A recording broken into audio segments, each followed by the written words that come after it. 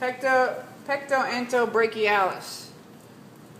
That one is like up here. It's part of the pec major, and it's kind of like if you look in the picture, see how it separates a little bit right here, and like that's part of that's not there, but so that's pectoentobrachialis. This is pec major. I won't ask you on the test. I won't put a pin on it because it's really hard to say.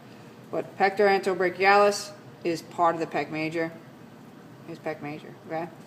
Pec minor is the big one, right here. Xiphohumeralis is this like little tiny flap that comes around. Cool? Good. Flap that open. Now we got serratus. What's it called? Serratus ventralis? Yes. It's called serratus anterior on you and me. Yeah, that's the thing right there. It's the fan-like one that comes out like that. That's your serratus.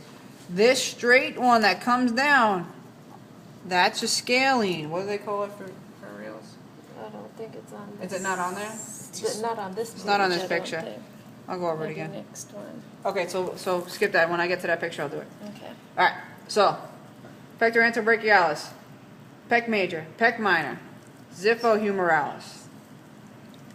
Now, external oblique, that's the one on the top. So it's running this way.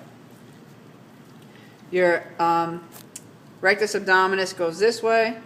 I won't ask you that because it's all guts and stuff. Maybe if I pin like what muscle is that? Okay. You can. There's an obvious delineation between this one's going that way and this one's going straight. Okay. Your internal obliques are internal. There you go. So that's it. There's a giant flap. It's the internals. Actually, this right here, that might be transverse abdominis. What's that? Wait, flip the page. It's not asking. We're not up to that page, so don't worry about it. So even internals on there. So external obliques are here. They're running diagonally, right? Rectus abdominis is in the middle.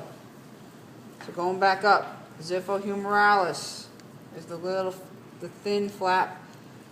Pec minor is the bigger one, which doesn't make sense, but it is. Pec major, and then pectoentobrachialis is kind of feeds into your pec major. Those are the ones we need to know from that side. Oh yeah, it does have serratus, lat, and external oblique. So your serratus, I'll tell you anyway then, since we're here. Again, one more time. Serratus is like the fan-like one that comes out, and I'm definitely going to pin the serratus and the scalene. The scalene is the one that goes straight down. The reason I'm being like that is because you need to be able to tell the different ways the fibers run, and like understand that that's the whole point. Like that makes all the difference in the world, and that's how you're going to tell the difference between muscles.